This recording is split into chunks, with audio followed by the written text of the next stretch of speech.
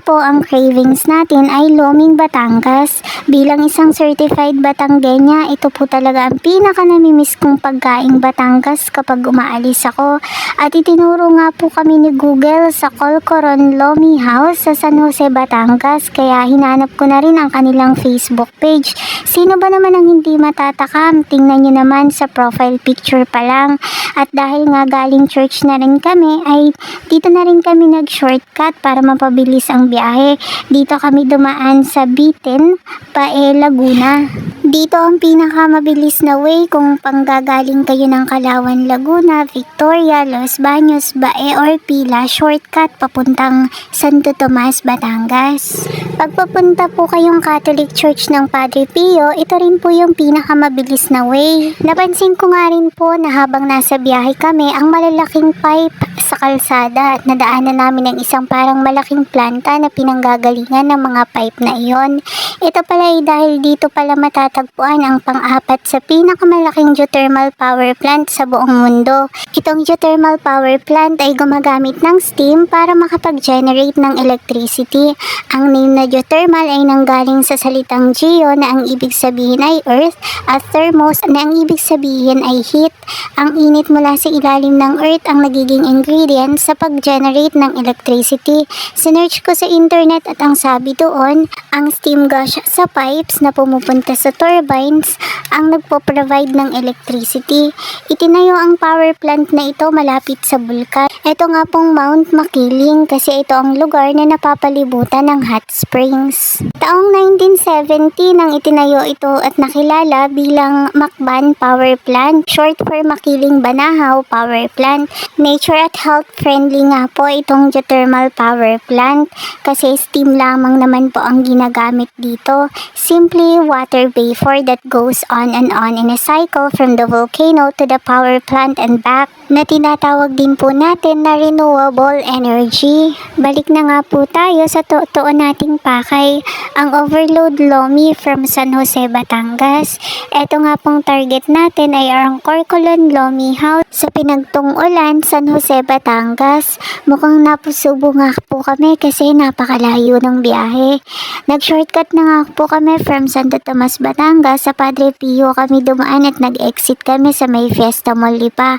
Then binaybay namin ang Balintawak Road papuntang Tambo, diretsong San Jose.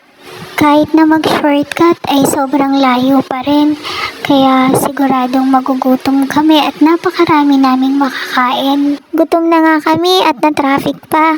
Laging ganito sa Lipa, lalo na sa bandang bayan. Sabi nga sa meme sa Facebook, Lipa is just 30 minutes away from Lipa.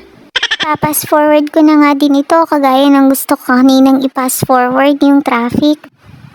Halos bukid na nga din yung mga dinaanan namin, talagang sasadyain mo talaga kung pupunta ka dito at hindi ka taga rito sa San Jose.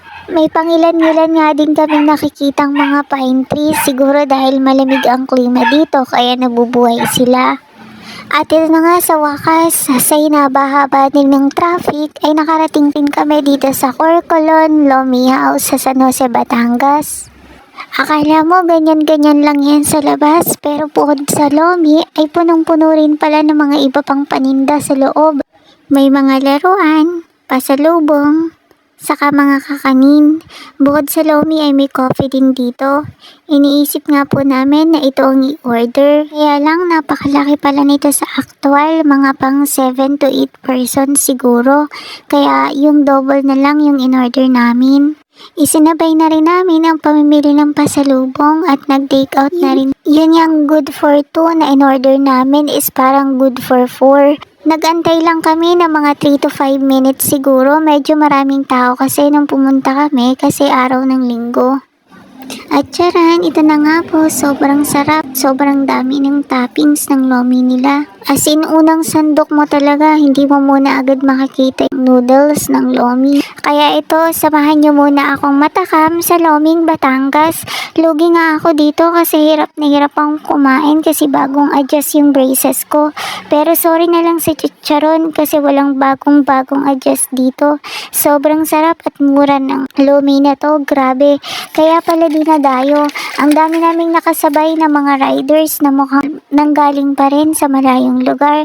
Talagang dinadayo ito.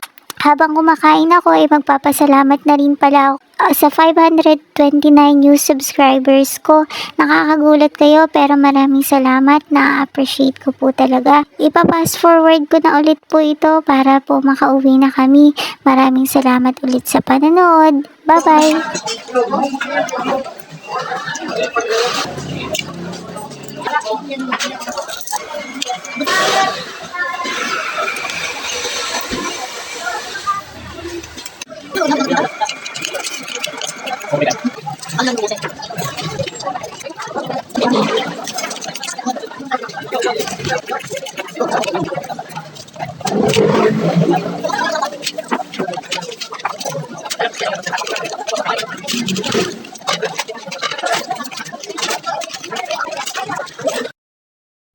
O diba, hindi naman halatang marami ang nakain ko.